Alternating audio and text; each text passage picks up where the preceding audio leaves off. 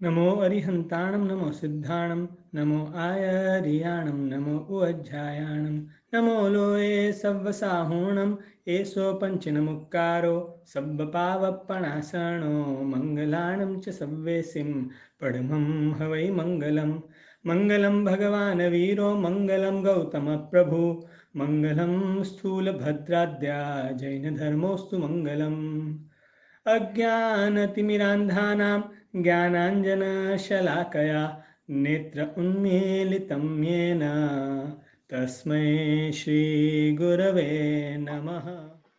आज हमको सम्यक दर्शन टॉपिक क्लियर करना है।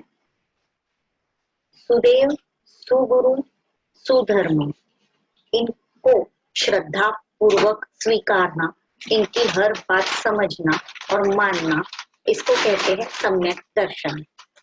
प्रभु की, परमात्मा की हर एक बात स्व पर हितकारी होती है, मतलब हमारे लिए एज वेल एज सामने वाले के लिए, दोनों के लिए हितकारी होती है। कोई भी बात पकड़ लीजिए आप, कोई भी बात। आपको एग्जाम्पल दूंगी, कंदमूल का त्याग करने को प्रभु ने कहा। कंदमूल का त्याग करने से हमारा क्या फायदा और सामने वाले का क्या फायदा? तो कंदमूल के अंदर भगवान ने कहा कि अनंत जीव होते हैं। अनंत काय होता है? कंदमूल अनंत जीव होते हैं। तो उन सभी जीवों को हम बचाएंगे, कंदमूल नहीं खाएंगे मतलब उनको अभयदान दे दिया। हमें क्या फायदा हुआ उससे? हमारे थ्रू जो अनंत जीवों की हिंसा होने वाली थी वो नहीं हुई। उससे क्या फायदा हुआ? उससे हमें पाप लगने वाला था और उस पाप से मर के हम दुर्गति में जाने वाले थे। उसकी वजह हमारी दुर्गति अटक गई कंदमूल नहीं खाने से। Simple as that. कि हर एक चीज जो परमात्मा ने कही है वो हर एक चीज स्व पर हितकारी होती है। इसलिए परमात्मा राग, द्वेष और अज्ञान, इन तीनों दोषों से रहित होते हैं। इसलिए उनकी कोई भी बात आंख बंद करके हमको मान लेनी चाहिए।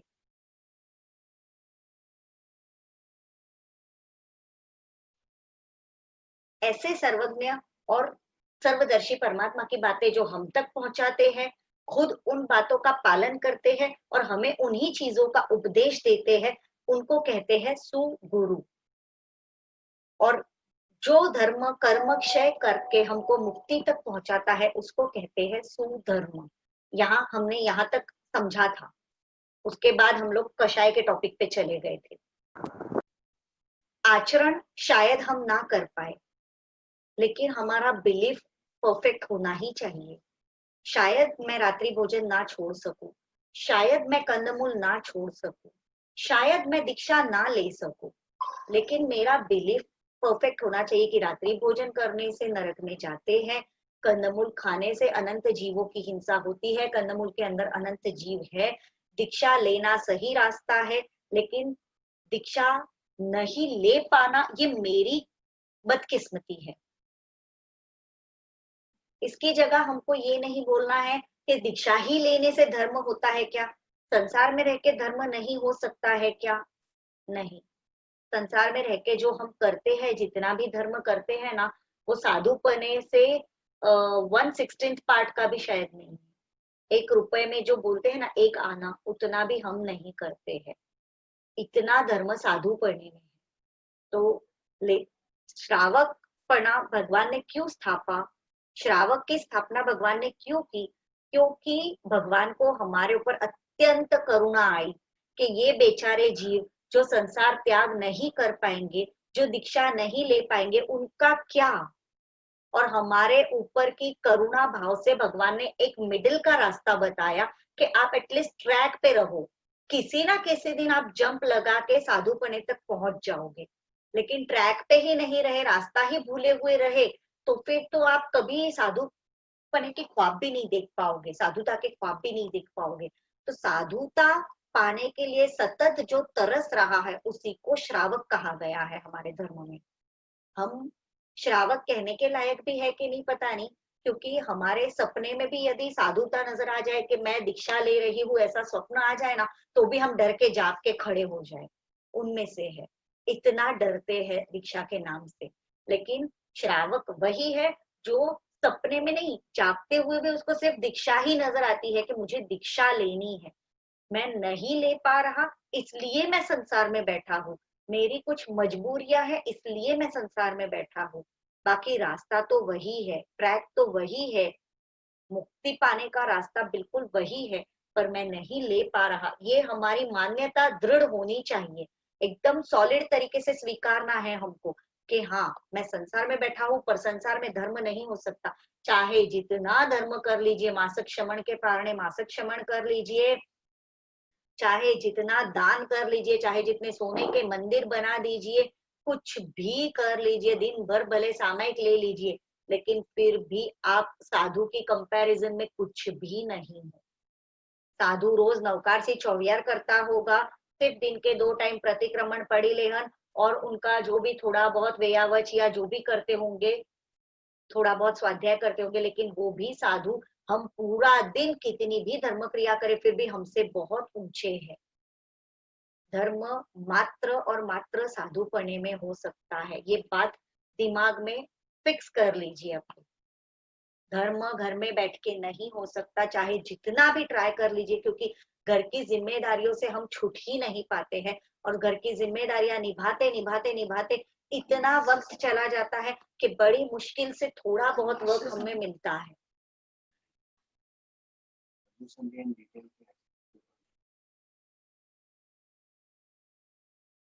परमात्मा ने कहा पृथ्वी काय, अब काय, तेव काय, वाव काय, वनस्पति काय, इसमें जीव है, उन बातों को मानना।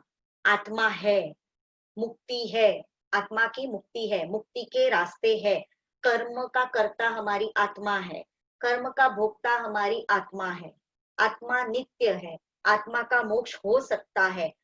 जीव कहाँ है, किस प्रकार से है, 9 तत्व है, उनको मानना, ये सारी बातें जो है, इनको भगवान की बातों को पूरी तरह से, पूरी श्रद्धा से मानना, ये है सम्यक दर्शन। गुणों का उघाड़, जितने गुण हमारे अंदर से प्रकट होते जाएंगे उतनी ज्यादा संकित की प्राप्ति हमें होती जाएगी, उतना हमारा सम्यक दर्शन खिलता जाएगा। संकिती आत्मा के अंदर दोष नहीं टिक सकते हैं और वो गुणों से दूर नहीं रह सकता है संकिती आत्मा। मैं आत्मा हूँ, शरीर नहीं। अब ये बातें ध्यान से सुनिएगा, मैं आत्मा हूँ, शरीर नहीं, पहली बात। दूसरी बात, मेरा सुख और दुख मेरे अंदर ही है, मेरे बाहर कुछ भी नहीं है। कोई लाख प्रयत्न कर ले, लेकिन यदि मेरा पाप उदय में नहीं आता तो वो मुझे दुखी नहीं कर सकता। कोई लाख प्रयत्न कर ले मुझे सुखी होने का, लेकिन यदि मेरे पाप का ही उदय है, मेरे पुण्य का उदय नहीं है, तो भगवान भी आके मुझे सुखी नहीं कर सकते। मेरे कर्म का उदय है तो मुझे भुगतना ही पड़ेगा। इच्छा ही मुझे दुखी करती है। गुणों में ही सुख है, गुणों से ही सारा सुख है। दोषों में ही दुख है, दोषों से ही सारा दुख है। किसी भी प्रसंग में सामने वाला जब गुनहगार लगे तो मैं नास्तिक हूं। मैना सुंदरी के जीवन का प्रसंग आता है कि मैना सुंदरी को राजा ने पूछा, सुखी करने वाला कौन, दुखी करने वाला कौन। राजा को एक्सपेक्टेड था कि बेटी बोलेगी मेरे पापा, प्रजापाल राजा, लेकिन बेटी बोली नहीं, मेरे कर्म। राजा ने बोला ये कोढ़िया तेरे कर्म से आया है, जा उससे शादी कर, हाथ पकड़ और चली जा। कोढ़िए के साथ शादी करा दी, तो भी उसने ये नहीं बोला कि पापा आपने मुझे दुखी कर दिया। चली गई खुशी खुशी कि मेरे कर्मों में शायद ये कोढ़िया लिखा है, तो मैं कोढ़िए के साथ चली जाऊंगी, कोई बात नहीं। आप कोई मुझे सुख देने वाले हो नहीं, आप कोई मुझे दुख देने वाले हो नहीं। नास्तिक कभी सुखी नहीं हो सकता, मर के लगभग लगभग नास्तिक दुर्गति में जाता है। किसी भी प्रसंग में, कोई भी प्रसंग मेरे कर्मों के उदय की वजह से हुआ है, ये अनुभव यदि आप करते हैं तो आप आस्तिक है। मेरे दुख का कारण मेरे कषाय है। मेरे कषाय मतलब क्या, मेरा क्रोध, मेरा मान, मेरी माया, मेरा लोभ, ये 4 कषाय ही मेरे दुख का कारण है। अगर ये आपको अनुभव होता है, ये आप फील करते हो, तो आपके अंदर सम्यक दर्शन प्रेजेंट है। अगर आपको सामने वाला ही गलत नजर आता है कि इसके कारण ऐसा हुआ, इसने ऐसा किया इसलिए ऐसा हुआ, तो आपके अंदर सम्यक दर्शन नहीं है, मिथ्यात्व कूट कूट के भरा हुआ है। जब तक आपके अंदर कषाय है तब तक वो सम्यक दर्शन पैदा नहीं होने देते। आपके अंदर दोष, कौन से दोष? क्रोध, मान, माया, लोभ, चुगली करना, किसी के साथ चीटिंग करना, किसी की बातें इधर से उधर करना, जेलसी रखना, शो ऑफ करना, किसी को इंफीरियर फील करवाना, राग द्वेष करना, झगड़ा करना, क्लेश करना, झूठ बोलना, चोरी करना, किसी भी प्रकार का व्यसन का सेवन करना, इनमें से कोई भी दोष आपके अंदर है तो इनको जल्दी से जल्दी बाहर निकालने की कोशिश कीजिए, क्योंकि दोष जहां होते हैं वहां गुण प्रकट नहीं होते। गुण प्रकट नहीं होते तब तक सम्यक दर्शन एंटर नहीं होता है। और ये भाव जो मिला है ये हमें एटलीस्ट दीक्षा नहीं भी ले पाए पर सम्यक दर्शन तो लेके ही जाना है, इतना तो ठान लीजिए। चाहे यहाँ से कुछ लेके नहीं जाएंगे पर सम्यक दर्शन ये चीज है वो इस भव में एक बार तो स्पर्श करनी है, क्योंकि इतना समझने के बाद यदि हम सम्यक दर्शन को भी स्पर्श नहीं कर पाए तो ये भाव भी अनंत भवों की गिनती में चला जाएगा। और हमें अब ये नहीं होने देना है। अब तक अनंत भव हुए ऐसे ही बिना गिनती के चले गए, पर अब इस भव से हमारा मोक्ष तक का काउंटडाउन शुरू होना चाहिए। एक बार तो सम्यक दर्शन का स्पर्श होना चाहिए। उसके लिए रास्ता यही है, अपने अंदर के दोषों को घिस घिस के बाहर निकाल दो, खींच खींच के बाहर निकालो। किसी भी दोष का सेवन नहीं करना, एक झटके नहीं होगा ये। एकदम आप बोलोगे कि हार्ड एंड फास्ट आज का आज नहीं होगा, बट आप मेहनत करते जाओगे तो धीरे धीरे धीरे आपके दोष कम होते जाएंगे और उनके सामने आपके गुण प्रकट होते जाएंगे। प्रभु की आज्ञा पूर्वक की गई छोटी सी भी क्रिया बहुत बड़ा फल देती है, बहुत ज्यादा कर्मक्षय कराती है। जैसे हमने बीच में भी बात की थी कि एक नवकारसी का फल है 100 साल के उपवास का लाभ। सॉरी, मिच्छामी दुक्कड़म, 100 साल के उपवास नहीं, 100 साल का नरक का आयुष्य तोड़ती है एक नवकारसी। एक पोरसी 1000 साल का नरक का आयुष्य तोड़ती है। एक साढ़ पोरसी 10,000 साल का नरक का आयुष्य तोड़ती है। एक पूरी मुड़ 1,00,000 साल का आयुष्य नरक का तोड़ती है। इसी प्रकार आप एक एक जीरो बढ़ाते जाइए। अवड्ढ का एक और जीरो बढ़ाइए, फिर ब्यासना, एकासना, आम्बिल, उपवास, इस प्रकार एक एक जीरो आप बढ़ाते जाइए। ऐसे अपने कर्म नरक का आयुष्य टूटता जाता है ये तप करने की वजह से। एक इंसान है जो नवकारसी करता है, परमात्मा की आज्ञा के अनुसार नवकारसी चौहियार करता है, दिन भर खाता है, सिर्फ रात्रि भोजन त्याग है और सूर्योदय से 48 मिनट के बाद उसका खाना शुरू हो जाता है, दिन भर खाता है वो इंसान। और एक दूसरा आदमी है जो मासक श्रमण के पारणे मासक श्रमण करता है, लेकिन उसको प्रभु की आज्ञा क्या है ये पता नहीं, तो ये नवकारसी करने वाला चढ़ जाता है। मासक श्रमण आप इमेजिन कीजिए, 30 दिन के उपवास, पारणे वापस 30 दिन के उपवास, पारणे वापस 30 दिन के। शास्त्रों में तामली तापस का नाम आता है, आपने यदि सुना होगा तो। तामली तापस जैन नहीं था, मिथ्या दृष्टि आत्मा था। 60,000 ईयर्स तक उन्होंने मासक श्रमण के पारणे मासक श्रमण किया है, 60,000 ईयर्स तक। एक मासक श्रमण भी हम शायद हमारी इस जिंदगी में नहीं करेंगे। बहुत कम पुण्यात्मा होते हैं जो मासक श्रमण की तपस्या करते हैं।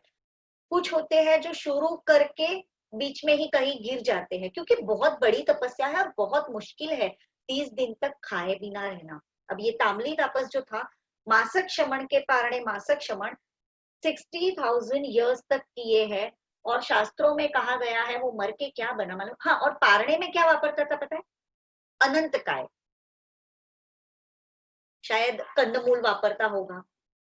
कहीं पे वर्णन आता है कि निगोद वापरता था। निगोद मतलब ये सूखी लील वगैरह रहती है ना, जो सूख जाती है धूप के बाद, कि क्या पता अब लील वापरता था, मुझे नहीं पता। शास्त्रों में निगोद करके वर्णन आता है, तो निगोद मतलब उसका अनंत काय भी हो सकता है, क्योंकि निगोद में भी अनंत जीव होते हैं और कंदमूल में भी अनंत जीव होते हैं। तो हो सकता है वो कंदमूल वापरता हो सकता है कि ये सूखी निगोद वापरता हो, क्योंकि निगोद करके शब्द आता है। अब आप सोचिए, मासक श्रमण के पारणे मासक श्रमण करने वाला जीव है, एक दिन का पाप है उसका सिर्फ, 30 दिन के बाद एक दिन का पापे अनंत काय वापरा, फिर वापस 30 दिन तक कुछ नहीं वापरा, लेकिन फिर भी नवकारसी करने वाला चढ़ जाता है और ये ताम्ली तापस मर के निचली जाति के कोई देवलोक में उत्पन्न हुए हैं, देव बने क्योंकि इतना तप किया है। भूखे रहना बहुत बड़ा काम होता है, बहुत कर्मों की निर्जरा होती है उसमें, तो वो भूखे रहे हैं, उससे उनका कर्मक्षय जरूर हुआ, लेकिन क्या बने, निचले देवलोक के कोई देवता बने। इसी जगह नवकार से करने वाला पुण्यात्मन होता है ना, तो हमेशा सम्यक दृष्टि आत्मा होगा ना, तो वैमानिक देवलोक का आयुष्य बांधता है, भले ही वो नवकार से 24 करता है, पूरा दिन वापरता है, जो खाना है वो खा सकता है, लेकिन फिर भी वैमानिक देवलोक का आयुष्य बांधता है सम्यक दृष्टि आत्मा। यदि सम्यक दर्शन की हाजिरी में आयुष्य कर्म बांधे तो वैमानिक देवलोक का आयुष्य बांधता है आत्मा। सोचिए सम्यक दर्शन की कीमत क्या है। ये मिथ्यात्व वाला तप था, ताम्ली तापस वाला, और ये नवकारसी में सम्यक दृष्टि आत्मा की बोल रही हूँ। रेखा बेन, हाँ, सम्यक दर्शन को एक बार स्पर्श करना एग्जैक्टली क्या है, मीनिंग क्या? एक बार स्पर्श, एक बार आपको सिर्फ ऐसे भाव आ जाए अंदर से कि कितना महान मेरा शासन, आप ला रहे हो वो भाव, वो नहीं, आपको लाने नहीं है, अंदर से बहुमान भाव प्रकट होना चाहिए परमात्मा के शासन के ऊपर कि जिन शासन कितना महान है, मेरे भगवान कितने महान है, मेरे गुरु कितने महान है, कितना सही रास्ता परमात्मा ने बताया है, कितना सही रास्ते पे मेरे पंच महाव्रतधारी गुरु भगवान चलते हैं। ये सुदेव, सुगुरु और सुधर्म में पक्की श्रद्धा, सॉलिड श्रद्धा जिसको बोलते हैं, वो एक पल के लिए भी अगर आपको आ गई, शायद आपको पता भी नहीं चलेगा इतने कम समय के लिए, पर वो आके गई तो आपको एक बार सम्यक दर्शन स्पर्श हो गया। ये हमको नहीं पता चलेगा, बहुत बड़ा लेवल है ये। सम्यक दर्शन पाना भी कोई छोटी मोटी बात नहीं है, बहुत बड़ी बात है, उसका भी बहुत लंबा चौड़ा प्रोसेस है, पर वो जब होता है तो एक मतलब सेकेंड्स में हो जाता है, हमको पता नहीं चलता कि ये हो गया। ये तो केवल ज्ञानी ही जान सकते हैं कि कितनों ने सम्यक दर्शन स्पर्श किया है, कितनों ने नहीं। हमारे हाथ में सिर्फ इतनी बात है कि हम वो बहुमान भाव जगा के रखे हमारे अंदर। कभी ना, आप लोग ने नोटिस किया होगा जब आप लोग मंदिर जाते हैं, रोज आपको सिमिलर भाव नहीं आते हैं, पर कभी कभार वो भाव इतने ऊपर चढ़ जाते हैं हमारे, शायद कोई स्तुति गाते टाइम, या शायद कोई स्तवन गाते टाइम, या शायद परमात्मा को स्पर्श करते टाइम, वो भाव इतने ऊपर चढ़ जाते हैं कि आपको फील होगा, उस दिन आपको रियलाइज होगा कि आज तो कितने अच्छे भाव आए थे। आपको खुद को वो चेंज नोटिस होगा कि आज तो बड़ा मजा आया मुझे ये क्रिया करने में, आज बहुत अच्छे भाव आए थे।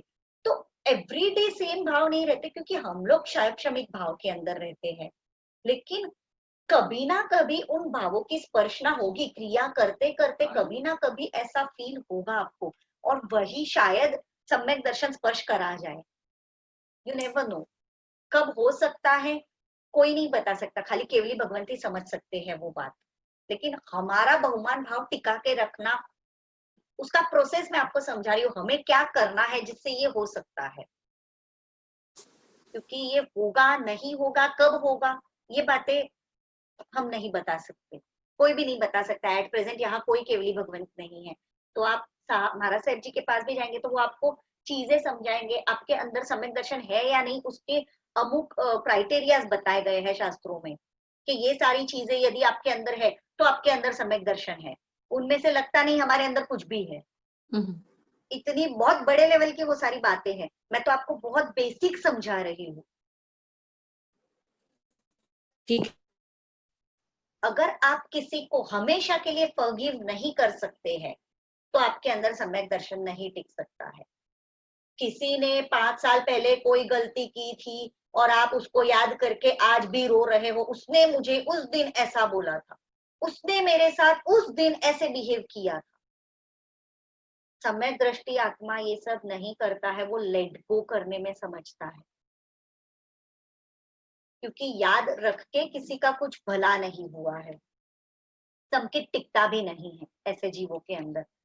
किसी के अंदर कोई कषाय का सेवन हमने कर लिया और 1 साल से ज्यादा यदि वो कषाय हमारे अंदर टिक गया, चाहे क्रोध हो, चाहे मान हो, चाहे माया हो, चाहे लोभ हो, कोई भी कषाय यदि 1 साल से ज्यादा टिक गया तो हमारे अंदर से सम्यक दर्शन चला जाता है। अगर हमने स्पर्श किया हो या हमारे अंदर वो प्रेजेंट हो, वो चला जाता है। हम लोगों को संवत्सरी प्रतिक्रमण करने का विधान है। नास्तिक से नास्तिक इंसान भी संवत्सरी का प्रतिक्रमण करता है। क्यों करता है? क्यों करता है? क्योंकि संवत्सरी का जो प्रतिक्रमण है ये अनंतानुबंधी कषाय निकालने का काम कर रहा है। एक साल में जितने पाप किए हैं, यदि हमने डेली प्रतिक्रमण भी किया है, चौमासी प्रतिक्रमण किया है, पाक्षिक प्रतिक्रमण किया है, लेकिन फिर भी संवत्सरी करना है। क्यों करना है? क्योंकि उन प्रतिक्रमण करने के बाद भी शायद कहीं कोई कषाय की माफी मांगना बाकी रह गया हो और वो एक साल बिता के ऊपर ना चला जाए। इसके लिए हमको संवत्सरी प्रतिक्रमण करना है कि एक साल से ज्यादा एक दिन भी अगर वो कषाय टिक गया, क्षमापना का रीजन ही ये है। साल में एक बार क्षमापना करनी है। क्यों करनी है? क्योंकि किसी के साथ बंधा हुआ वैर हमें नहीं पता होता। कई बार ऐसा होता है कि मैंने कुछ मजाक में बोल दिया या थोड़े से गुस्से में आके बोल दिया या कुछ टॉन्ट कर लिया, कुछ भी हो, और सामने वाले को वो इतना बुरा लग गया कि वो इंसान उसको लेके ही बैठ गया। मतलब मेरे बारे में उसने इतना खराब अपने अंदर ये कर लिया कि ये इंसान ऐसा है, जज करना स्टार्ट कर लिया, सबको बताना शुरू कर दिया कि ये इंसान इतना बुरा है, ये है, वो है।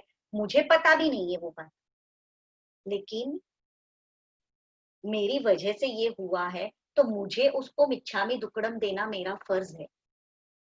वो माफ करे कि ना करे मुझे नहीं पता। मैंने माफी मांग ली, मैं अपनी तरफ से क्लियर हो गई, मेरा कोई कषाय नहीं बंधा, अब मेरा कषाय छूट गया। उसने माफ कर दिया तो उसका भी कषाय छूट गया, लेकिन वो पकड़ के रखा, उसने माफी नहीं दी, तो वो उसका कषाय कंटिन्यू होगा। इसलिए हमको कोई माफी मांगे तो उनको माफ कर देना है, और कोई माफी मांगे कि ना मांगे, हमको सामने से जाके माफी मांगनी है। माफी मांगने वाले को अठम का लाभ मिलता है, जो पहले माफी मांगता है। कोई भी गलती होती है और जाके हम पहले सॉरी बोल देना, तो हमको अठम का लाभ मिलता है। ये चीज हमेशा याद रखिए। अठम करना बहुत डिफिकल्ट है। 3 दिन खाना नहीं है, बहुत मुश्किल है, लेकिन सॉरी बोलना बहुत आसान है।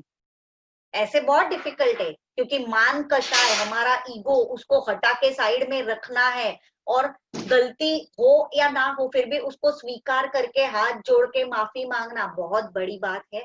लेकिन अठम का लाभ मिलता है। अगर अठम का लाभ सामने दिखेगा तो ये मान कषाय शायद फटाक से साइड में रख लेंगे हम लोग।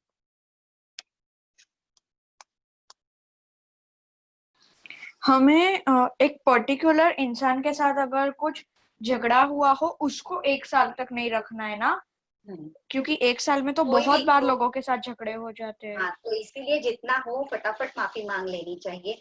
और फिर उनमें से भी कुछ बाकी रह गया हो तो संवत्सरी प्रतिक्रमण के पहले बोल देना चाहिए जाके कि मुझे जितना याद आया उनकी तो माफी मांग रही हूँ या रहा हूँ, और भी इनके अलावा भी शायद कुछ दोष रह गए हो जिनकी माफी, जो दोष मैंने सेवन किए हो पर मुझे याद नहीं आ रहे, आपको शायद याद हो, तो उन सभी की मैं माफी मांग रहा हूँ। तो हमारा वो दोष खत्म हो जाता है। हम लोग, कई लोग ऐसे होते हैं ना कि जो बोलते हैं रोजा, मुस्लिम लोगों का रोजा कितना सॉलिड, कितना स्ट्रॉन्ग तप है, दिन भर थूक भी वो लोग नहीं निगलते। रेखा बेन, हाँ, सॉरी टू इंटरप्ट। अगर झगड़ा हो गया और 4-5 दिन में मैं रियलाइज हो गया कि गलती हो गई और माफी मांग ली, तो भी संवत्सरी के दिन फिर मांगनी जरूरी है? अगर वो आपका वहां पे क्लियर हो गया है तो कोई जरूरत नहीं होती है। बाकी संवत्सरी के दिन तो हम लोग ओवरऑल पूरे साल में जिनकी माफी बाकी रह गई हो उसकी भी माफी मांगते हैं। और संवत्सरी का दिन ही इतना महान है कि सब, हर कोई, मतलब झगड़ाखोर में झगड़ाखोर इंसान भी हो ना, तो वो भी माफी मांगता है और माफ कर देता है। वो दिन का ही महत्व ऐसा है। तो वो दिन तो जैसे गोल्डन डे रहता है।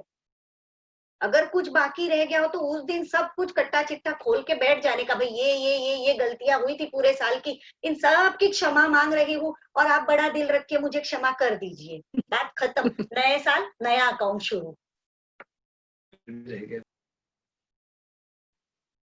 कई लोग बोलते हैं कि रोजा कितना सॉलिड तप है, पूरे दिन में वो लोग थूक भी नहीं निगलते हैं।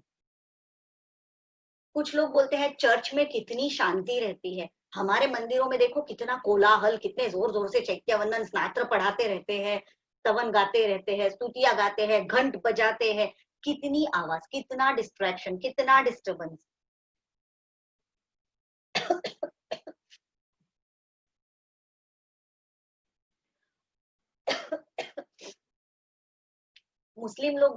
मुस्लिमों को देख के कई लोग सोचते हैं, पता है मुस्लिम लोग ना एक बड़ी सी परात रहती है, उसके अंदर सब साथ में बैठ के खाते हैं।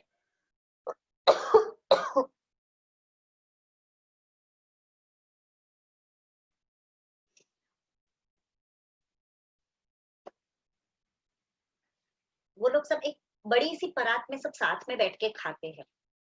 तो उनको देख के कई लोग सोचते हैं कि कितनी यूनिटी है, हम लोगों में देखो ना सबकी अलग अलग थाली। पर उसके पीछे के रीजन समझने की कोशिश कीजिए।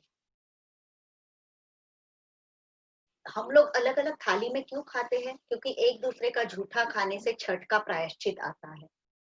ये ज्ञान उनके धर्म में नहीं है, सिर्फ हमारे धर्म में है। रोजा अगर सॉलिड तब लगता है तो सोचिए कि वो पूरी रात खाएंगे, नॉनवेज खाएंगे, अभक्ष्य खाएंगे।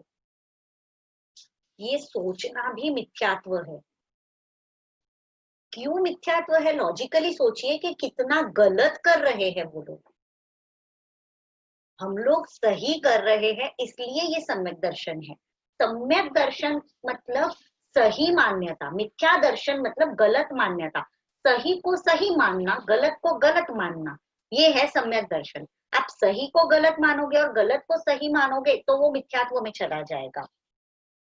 मिथ्या पर्वों की लिस्ट अतिचार के अंदर आती है। होली, धुलेटी, माही पूनम, अजा पड़वो, प्रेत बीज, गौरी त्रीज, विनायक चौथ, नाग पंचमी, अभी नाग पंचमी गई ना, झिरना छठी, सील सातमी, शीतला सातम लोग करते हैं, पता है। बाकी के पर्व तो लगभग नहीं करते हैं, बट शीतला सातम करते हैं, कई लोग अपने में भी करते हैं। शील सातमी, ध्रुव आठवीं, नवली नवमी, अहवा दशमी, व्रत 11शी, वत्स बारशी, धनतेरसी। धनतेरसी दिवाली के टाइम पे आती है, वो भी हमको नहीं मनाने की होती। अनंत चतुर्दशी जो गणपति के टाइम आती है, वो भी हमको नहीं मनानी होती है। लोग तो स्पेशली गणपति की मानता मान के दर्शन करने जाते हैं। हमसे मतलब महाराष्ट्रियन लोगों से ज्यादा तो ये लालबाग का राजा की वीआईपी लाइन देखे ना, तो सब जैन खड़े हुए दिखेंगे। सब वीआईपी लाइन में जैन लोग घुसे हुए रहते, कहीं ना कहीं से पास लेके आते, कहीं ना कहीं से जैक लगाते और वीआईपी लाइन में घुसते। अनंत चतुर्दशी, अमावस्या, आदित्यवार, उत्तरायण, उत्तरायण जो पतंग का फेस्टिवल होता है वो, फिर रक्षाबंधन, ये सारे मिथ्या पर्व में आते हैं। कृष्ण जन्माष्टमी में भी बहुत लोग मनाते हैं। हाँ, वो भी मिथ्या पर्व में आता है। हर लेकिन रेखा बहन, हाँ, रक्षाबंधन क्यों मिथ्यात्व में आता है? रक्षाबंधन क्यों मिथ्यात्व में आता है?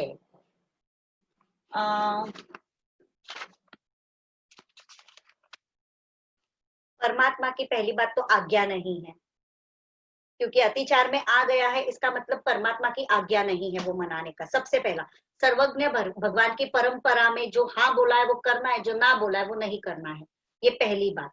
दूसरी बात, हमारा कोई भी पर्व देखेंगे तो उसमें कहीं पे भी राग द्वेष वाला फैक्टर आपको नजर नहीं आएगा। हमारे किसी भी पर्व में दर्शन, ज्ञान या चारित्र की आराधना नजर आएगी आप लोगों को। जबकि रक्षाबंधन के फेस्टिवल में ऐसा कुछ नहीं है। उसमें राखी बांधना है, भाई की आरती उतारना है, भाई की लंबी उम्र की प्रार्थना करना है और भाई बहन की रक्षा करेगा। ये वैल्यूज है उस उनके पर्व के अंदर के भाई बहन के बीच में नजदीकियां आएगी। लेकिन अनंत भवों से हम लोगों ने ये जो संबंध बांधे हैं, इन्हीं संबंधों को आगे बढ़ाने का ये पर्व है।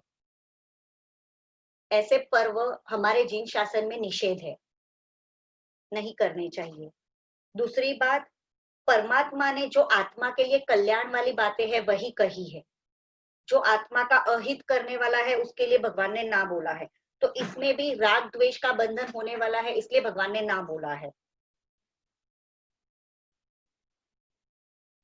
तामली तापस की जो अभी बात की ना, उसके तप के अंदर इतनी ताकत थी, 60,000 लोगों के 60,000 साल, हाँ 60,000 साल तक उन्होंने मासक शमन के कारण मासक शमन किए, बराबर। उनके उस तप के अंदर इतनी ताकत थी कि 7 जीवों के टोटल कर्म खपा के, यदि परमात्मा की आज्ञा अनुसार उन्होंने तप किया होता तो 7 जीवों के कर्म खप के वो 7 जीव मोक्ष में जा सकते थे।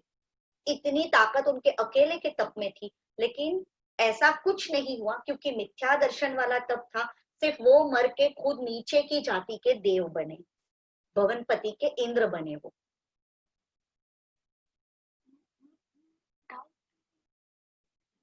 अब अतिचार जो है ये 24 तीर्थंकर के बाद जो 25वां तीर्थंकर संघ गिना जाता है, इस संघ को मान्य है। कई सूत्र ऐसे हैं जो पीछे से बने हैं, प्रभु वीर के बाद बने हैं, लेकिन वो सारे वैलिड माने गए हैं। वो सारे सूत्र हम आज मान रहे हैं।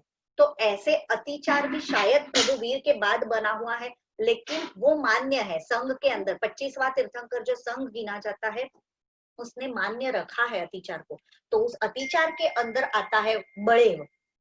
तो अगर उसमें आता है, जब संघ को मान्य है वो चीज, तो हम उसके विरुद्ध में नहीं जा सकते।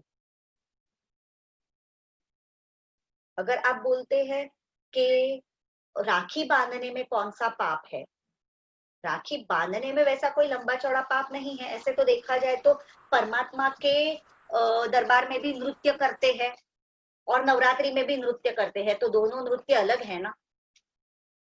नवरात्रि के जो डांस करते हैं वो डांस अलग है, क्रिया एक ही है, लेकिन वो डांस अलग है और भगवान के दरबार में डांस अलग है। मंदोदरी अष्टापद पे नाच रही थी, रावण वीणा बजा रहा था। उस टाइम पे रावण ने तीर्थंकर नाम कर्म बांधा है, निकाशना नहीं की, सॉरी, नाम कर्म बांधा है तीर्थंकर का। तो वो सम्यक दर्शन वाली क्रियाएं होती है। गुलाल रथ यात्रा में भी उड़ाया जाता है, हमारे भगवान की प्रतिष्ठा के टाइम बांदोली में भी गुलाल उड़ाया जाता है और होली में भी गुलाल उड़ाया जाता है। लेकिन होली का गुलाल अलग चीज है और हमारे भगवान की बांदोली का गुलाल अलग चीज है। तो किसी भी चीज का किसी भी क्रिया के साथ आप कंपैरिजन नहीं कर सकते हो। अगर संघ में वो मान्य रखा गया है वो चीज, तो मान्य है कि रक्षाबंधन ये मिथ्या पर्व है। इसका ओरिजिन मुझे पता नहीं है कहाँ से शुरू हुआ था, बाकी हमारे धर्म से इसका कोई लेना देना नहीं है, ये बात पक्की है। कृष्ण महाराजा थे, वो उनकी हर बेटी को पूछते थे तुझे दासी बनना है कि रानी बनना है। सभी बेटियां, ऑब्वियसली हम भी हो तो हम भी वही बोले रानी बनना है। सभी बेटियां आके बोलती थी रानी बनना है। रास्ता दिखाते थे, जाओ नेमिनाथ भगवान के पास, नेमिनाथ भगवान के साध्वी बन जाओ, नेमिनाथ भगवान दीक्षा देंगे, उनकी साध्वी बन जाओ, ये बन गई रानी। अब एक माँ थी ना, नेमिनाथ श्री कृष्ण महाराजा की एक पत्नी जो थी ना, वो मिथ्या दृष्टि थी। उसने बेटी को बराबर की पट्टी पढ़ाई, बेटा बोलोगे कि रानी बनना है तो पापा दीक्षा दिलवा देंगे, बोलना मत रानी बनना है, बोलना दासी बनना है। बोली ठीक है माँ। गई पापा के पास, पापा ने पूछा बेटा रानी बनना है कि दासी बनना है, तो कि दासी बनना है। 2 बार पूछा बेटा क्या बनना है, तो कि दासी बनना है। ठीक है दासी बनना है ना। श्री कृष्ण महाराजा ने अपने ही राजमहल के किसी पर्सन को बराबर समझा दिया कि देख मेरी बेटी है, तू ये मत सोचना कि राजा जी की बेटी है इसलिए उसको सुख दू, साहेबी दू, आराम दू, सब काम कराना, मैं तेरे साथ उसकी शादी कराऊंगा, घर का सारा काम उससे कराना, यहाँ तक काम कराना कि वो थक जाए काम कर करके और दौड़ के वापस मेरे पास आए। तो उसने बोला राजा जी आपकी बेटी है। हाँ कि मेरी बेटी है, मैं बोल रहा हूँ ना राजा की आज्ञा है, माननी पड़ेगी। तो ठीक है। अब ये गई, शादी वादी कराई, ससुराल गई। ये तो जो रौब झाड़ने लगा उसके ऊपर, है ये काम करती है कि नहीं, है वो काम करती है कि नहीं। बेचारी काम कर करके थक गई, भाग के आई पापा के पास, क्योंकि प्रिंसेस थी आखिर, तो घर में तो कभी कुछ काम किया नहीं था। अब यहाँ आई, राजा जी को बोलती है राजा जी ये क्या, क्योंकि तूने ही बोला था ना दासी बनना है, जा दासी बना दिया। नहीं नहीं मुझे रानी बनना है। जाओ नेमनाथ भगवान के पास।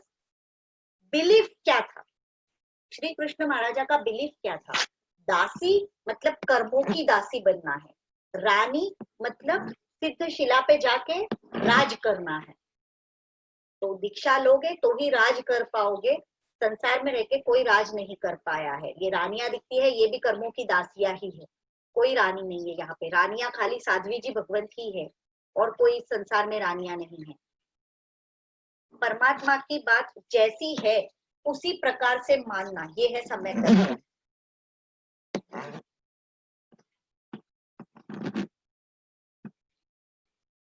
एक व्यक्ति थे, डेली प्रवचन में सबसे आगे आके बैठते थे, मतलब 9 बजे का प्रवचन है, 9 o'clock का, तो वो 9 में 5 कम पे आके हाजिर, सबसे आगे बैठते थे। अब एक दिन क्या हुआ, ये पर्सन 15 मिनट लेट हो गए। जिनको रोज आगे आके देखने की महाराज साहब को भी आदत रहती है कि ये रोज बिफोर टाइम वाला पर्सन है, तो महाराज साहब भी सोच में पड़ गए, भाई ये 15 मिनट लेट क्यों आया। प्रवचन चालू हो चुका था, कंटिन्यू किया, प्रवचन का एंड हुआ, सर्वमंगल हुआ, फिर महात्मा ने रोका, उनके साथ और एक पर्सन थे, तो कि रोज तो आप, मतलब महाराज साहब का भी कोई ऐसा खास परिचय नहीं था, लेकिन बस जस्ट ऐसे पूछ लिया, रोज तो आप बिफोर टाइम रहते हो, आज क्यों 15 मिनट लेट हो गए। तो उन्होंने बताया कि मेरे घर पे मेहमान आए थे, उनको छोड़ने गया था। तो मैं ऐसे बोले, ऐसे कौन से खास मेहमान थे कि रोज बिफोर टाइम आने वाला पर्सन, कभी भी व्याख्यान मिस नहीं करने वाला पर्सन 15 मिनट लेट आ गया, तो के थे कोई खास मेहमान थे साहब। तो बोले ठीक है, वो चले गए। जाने के बाद जो उनके साथ वाला पर्सन था ना, वो वहीं पे खड़ा था। उन्होंने महाराज साहब को बताया, रियल स्टोरी बता रही हूँ, हाँ, कोई मन से बनाई हुई स्टोरी नहीं है, ये रियल स्टोरी है। वो जो साथ में आदमी था ना, उसने महाराज साहब को बताया कि साहब जी, इनका बेटा एक्सपायर हो गया है, उसको स्मशान छोड़ के आए हैं। बेटे को मेहमान समझना, कोई किसी का नहीं है, हम सब यहाँ पे मेहमान ही है। परमात्मा की बात को जैसी है वैसी मानना। एक माँ थी जिसके 2 बेटे थे, ये भी रियल स्टोरी है, जिसके 2 बेटे थे, दोनों गांव के बाहर खेलने गए थे, पीपल के पेड़ के वहां खेल रहे थे, पेड़ के नीचे दलदल था, बच्चे खेलते खेलते दलदल में गिर गए, उनके साथ दूसरे भी बच्चे थे, उन्होंने बहुत बाहर निकालने की कोशिश की, बच्चे बाहर नहीं आ पाए, दोनों दलदल में फंस के मर गए। गांव के लोगों को पता चला, गांव के लोग लेने गए, दोनों की लाश लेके आए और माँ का दरवाजा खटखटाया, माँ ने दरवाजा खोला, एक बार के लिए तो छाती बैठ गई 2 बच्चों की लाशें देख के, लेकिन फिर उसने अपने आप को संभाल लिया और लोगों को पूछा क्या हुआ, तो लोगों ने बताया कि बच्चे वहां खेल रहे थे और दलदल में फंस के मर गए हैं। और माँ ने बोला ठीक है, दोनों बेटों की लाश को अंदर के रूम में रखवा दिया। ये स्टोरी शायद बहुतों ने सुनी हुई रहेगी, क्योंकि कई बार महाराज साहब ये स्टोरी व्याख्यान में बोलते हैं। दोनों लाशों को अंदर रखवा दिया और चद्दर उड़ा के रूम बंद कर दिया। थोड़ा टाइम तो लाशों के पास बैठी माँ, रोई, बहुत बुरा लग रहा था उसको, ऑब्वियसली दोनों बेटे एक साथ एक्सपायर हो गए थे। दरवाजा बंद किया, बाहर आ गई, खाना पकाया, पति के आने का वेट किया। पति कहीं आउट ऑफ स्टेशन गया हुआ था, 4 साढ़े 4 बजे के अराउंड घर में आया, पति को प्यार से खाना खिलाने बिठाया, तो उसके हस्बैंड ने पूछा कि बच्चे कहाँ हैं, कि बच्चे आज बहुत दूर गए हैं, तो आप खा लीजिए खाना। तो पति ने बोला तेरा क्यों मूड नहीं है, तो कि नहीं कुछ नहीं, ऐसे ही आप खाइए ना, खाना खाइए। पति को प्यार से खाना खिलाया। उसके बाद बोली कि एक बात बतानी है, कि हाँ बोलना। तो कि आपको पता है अपनी जो पड़ोसन है उसने मुझे है ना 2 कान के इयररिंग्स दिए थे पहनने के लिए, लगभग 14 साल पहले। तो कि हाँ, तो कि वो इयररिंग्स आज वापस मांगने आई थी, तो कि तो दे देना चाहिए ना। तो कि कैसे दे दूं, मुझे बहुत पसंद है। कि अरे बेवकूफी वाली बात कर रही है, पसंद है मतलब दूसरों की चीज है तो दूसरों को देनी पड़ेगी ना, किसी और की चीज है तो उनको देनी ही पड़ेगी। तो कि लेकिन बहुत प्यारे हैं दोनों भी कुंडल, मेरे बहुत प्यारे हैं, मुझे बहुत अच्छे लगते हैं, मैं हमेशा पहनती रहती हूँ। तो उसने बोला ऐसा जिद नहीं करते, हम दूसरे ला देंगे, लेकिन ये जिसकी चीज है, जिसकी अमानत है, उनको देनी चाहिए, और तूने जब लाई थी तो तुझे दे देनी चाहिए ना, बिना मांगे ही दे देनी चाहिए। तो क्या पक्की बात? हाँ क्या पक्की बात? तो क्या आप आपकी बात पे अटल रहोगे? तो क्या हाँ सीधी बात है ना कि ठीक है। रूम का दरवाजा खोला, अंदर देखा तो 2 चद्दर उड़ाई हुई 2 लाशें पड़ी है। पापा गए अंदर, चद्दर खोल के देखा तो अपने ही दोनों बेटे हैं। पापा एकदम बैठ गए नीचे और आंख से गंगा जमुना बहने लगी। उस वक्त उनकी पत्नी उनको समझाती है कि यही वो 2 कुंडल थे जो 14 साल पहले भगवान ने हमें दिए थे हमारे पुण्य कर्म के उदय से, और आज हमारा पाप कर्म का उदय आया तो भगवान ने वापस ले लिए। ये है सम्यक दर्शन। अपने आप को इतना स्ट्रांग बना लेना, परमात्मा की बातों के प्रति इतनी दृढ़ श्रद्धा रखना कि कुछ भी गलत नहीं है। हर एक तत्व में श्रद्धा रखना, पुण्य तत्व में श्रद्धा रखना, पाप तत्व में श्रद्धा रखना, किसी भी इंसिडेंट में हमारे कर्म का उदय देखना, ये है सम्यक दर्शन। ना दुख में चलित होना, ना सुख में पागल होना, ये है सम्यक दर्शन। हमें तो जरा सा सुख मिल जाए हम पागल पागल हो जाते हैं, जरा सी खुशी मिल जाए दीवाने हो जाते हैं, जरा से हमारे मन जैसी चीज हो जाए ना तो हमें ऐसे लगता है हम 7वें आसमान पे चले गए, और जरा कुछ मन के खिलाफ हो गया ना आत्महत्या तक के विचार कर लेते हैं। जरा भी सहन करने की ताकत नहीं है, अपने आप को नहीं समझा सकते हम कि मेरे ही कर्म का उदय है। सम्यक दर्शन की स्पर्शना बहुत बड़ी चीज है। ये सोच, ये समझ आना, इसका नाम है सम्यक दर्शन। हमने सुलसा की भी बात की थी, हमने श्रेणिक महाराजा की भी बात की थी सम्यक दर्शन के सिलसिले में कि उन लोगों का सम्यक्त्व कितना सॉलिड था। समकिती जीव के अंदर निष्ठुरता नहीं होती। निष्ठुरता मतलब उसके जो भाव होते हैं ना वो कभी ऐसे क्रूएल नहीं बन जाते एकदम। वंदित्व सूत्र में गाथा आती है, सम्मदिट्ठी जीवो जैवीहु पावम समायरे किंची अप्पोसी होई बंधो जीर्ण ना निद्धम दसम पुणे। समकेती आत्मा और दूसरा कोई भी जीव क्रिया सेम कर रहा होगा, लेकिन समकेती आत्मा को इतने भयानक कर्मबंध नहीं होते जितने दूसरे को होते हैं। क्यों? क्योंकि समकेती आत्मा जो होता है ना उसके परिणाम, उसके भाव निर्ध्वंस नहीं होते। एक गांव था, वहां पे अनाउंस किया गया था कि जो इस राजा को मारेगा ना उसको पूरा किंगडम मिल जाएगा। तो एक लड़के ने ठाना कि मैं इस राजा को मारूंगा। अब उस राजा को मारना कोई इजी नहीं होता है। उसने इंक्वायरी किया कि कब कब राजा अकेला मिल सकता है।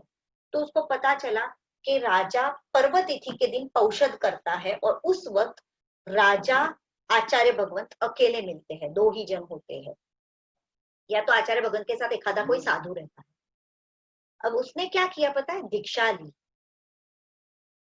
दीक्षा के बाद वो हर वक्त ये सोचता रहता है कि कब राजा अकेला मिले और कब मैं उसको मारूं। छुरी जो थी ना, छुरी राजा को मारने के लिए उसने रखी थी, वो कहाँ रखी थी पता है? ओघे के अंदर। ओघे के अंदर वो जो लकड़ी रहती है ना उसकी जगह उसने छुरी रखी थी और उसके ऊपर वो कपड़ा लपेटा करता था। 12 साल तक उसने वेट किया है, 12 साल तक उसने चारित्र पाला है इस इंतजार में कि कब राजा अकेला मिले और कब मैं उसका खून करूं। 12 साल तक रोज पड़ी लेहन करना, दिन में 2 बार, और किसी भी साधु, इतने बड़े ग्रुप के बीच में रहना, किसी भी साधु के नजर में नहीं आना, ये कितनी बड़ी बात है। और किसी को भी शक तक नहीं हुआ। एंड में यहाँ तक मतलब उसने अपना विनय विवेक इस कोटि का, इतनी ऊंची कक्षा का बना दिया था कि उसका नाम ही विनय रत्न रख दिया था। और वो विनय रत्न के ऊपर आचार्य भगवंत को इतना विश्वास हुआ कि एक दिन ऐसा आया जिस दिन की उसको तलाश थी। उस दिन आचार्य भगवंत ने बोला आज राजन के पौषदशाला में जाना है, आज राजा जी पौषद लेंगे रात को, तो चलो आज मेरे साथ विनय रत्न आएगा। जी गुरुजी। गए, रात को पौषद की क्रिया वगैरह पटाके सब सो गए, राजा सो गया, आचार्य भगवंत सो गए, विनय रत्न सोने का नाटक कर रहा है। रात बढ़ती गई, जब उसको पूरा विश्वास हो गया कि राजा पूरी तरह से सो चुका है, आचार्य भगवंत पूरी तरह से सो चुके हैं, उस वक्त उसने अपनी छुरी निकाली ओघे के अंदर से और राजा का गला काट दिया और वहां से भाग गया। अब आचार्य भगवंत जहां सोए थे ना, वहां राजा के गले से खून की जो धार निकली थी वो आचार्य भगवंत को टच कर गई। अंधेरे में गरम गरम क्या टच हुआ करके आचार्य भगवंत उठ गए। उठ के देखा तो उनको पता चला कि आजू बाजू में विनय रत्न नजर नहीं आ रहा, मतलब विनय रत्न ने राजा को मार दिया है और छुरी वहीं छोड़ के गया। अब आचार्य भगवंत ने क्या सोचा पता है कि सुबह उठ के मैं जिंदा दिखूंगा तो लोग क्या सोचेंगे, ये जैनों के साधु ऐसे ही होते हैं। पूरे जिन शासन के सभी साधुओं का नाम खराब हो जाएगा, इसलिए आचार्य भगवंत ने उसी छुरे से खुद की जान ले ली। अब किसका नाम खराब होगा? विनय रत्न खराब निकला, गुरु को भी मार डाला, राजा को भी मार डाला और भाग गया। शासन की प्रभावना कर सको तो करो, शासन का नाम खराब हो ऐसा कोई काम कभी मत करो। ये है सम्यक दर्शन। आचार्य भगवंत ने खुद की जान इसलिए दी कि शासन का नाम खराब ना हो। अंगार मर्दकाचार्य एक उपाश्रय था, वहां पे साधु भगवंत को स्वप्न आया कि 50 हाथी आ रहे हैं और उनके साथ उनका जो लीडर है वो ऊंट है, कैमल है। आचार्य भगवंत ने अपने शिष्य को सुबह सुबह ये बात बताई कि मुझे ऐसा स्वप्न आया। तो इसका मतलब ये होता है कि आज कोई दूसरे साधु भगवंत 500 साधुओं के साथ विहार करके आएंगे। वो जो पीछे के 500 शिष्य रहेंगे ना, वो सभी भवी है, लेकिन ये जो गुरु रहेंगे ना, ये अभवी रहेंगे। स्वप्न का अर्थ ऐसा लग रहा है। तो दूसरे दिन सच में ऐसा हुआ कि 500 साधु और उनके गुरु आए। आने के बाद ये अंगार मर्दकाचार्य का नाम तो कोई और था, लेकिन इन्होंने काम ऐसा किया इसलिए शास्त्रों में उनका नाम अंगार मर्दकाचार्य पड़ गया। वो आचार्य भगवंत ने इनके शिष्यों को बताया कि आप लोगों के गुरु जो है वो अभवी का आत्मा है। तो उन्होंने बोला आप कैसे प्रूव कर सकते हो? तो कि रात को आप देख लीजिएगा, कोई भी उठना मत उनका मात्रा परखने के लिए, उनको खुद को उठने दीजिएगा और फिर देखिएगा, आपको पता चल जाएगा कि ठीक है। अब 500 शिष्य जाग रहे रात को, गुरु भगवंत ने मात्रे की शंका हुई, मात्रा परटने जाने की, तो आवाज दी, एक भी नहीं उठा। तो फिर सब सोए रहेंगे, चलो मैं ही परट के आ जाता हूँ। अंगार मर्दकाचार्य उठे, हाथ में पात्रे वो उनकी लघु शंका का मात्रे का वो जो पॉट रहता है वो लिया और निकले। और बाहर क्या किया था उन लोगों ने पता है? छोटी छोटी छोटी कोलसी रहती है ना, कोलसी, वो बिछा दी। उसके ऊपर अब जैसे पैर पड़ता है तो उसके अंदर से खिचुड़ खिचुड़ ऐसे आवाज आती है, जैसे कोई जीव बोल रहा है। तो वो जैसे ही पैर देने लगे, अंदर से आवाजें आने लगी। वो कोलसी की ही आवाज थी, लेकिन उनको लगा कोई जीव है। तो उन्होंने बोला, अरे महावीर के जीवड़ो, तुमने कोई जगह नहीं छोड़ी, यहाँ भी आके बसे हो, अब मरो, मेरे पैरों के नीचे कुचले जाओ और मरो। ये बोलते हुए उन साधुओं ने सुन लिया। तो कि हाँ, हमारे आचार्य भगवंत तो दिखने में कुछ और है और रियल में कुछ और है, ये अभवी का आत्मा है। और वो सब कन्वर्ट हो गए, उनके गुरु भगवंत चेंज कर दिए उन्होंने। सुबह उठ के सब इनके पास शिफ्ट हो गए, उनको छोड़ दिया। ये जो अंगार मर्दकाचार्य थे, ये जो विनय रत्न थे, इनके अंदर निष्ठुरता थी जीवों को मारने की। सम्यक दृष्टि आत्मा के अंदर कभी वो निष्ठुरता नहीं आ सकती। उसको तो सब्जी सुधारते वक्त भी दुख हो रहा होता है कि कहाँ संसार में बैठा हूँ कि ये ऐसे जीवों को मारना पड़ रहा है। वो तो हर पल दुख होता है। परमात्मा मरीचि के भव में उत्सूत्र प्ररूपणा करके प्रभु को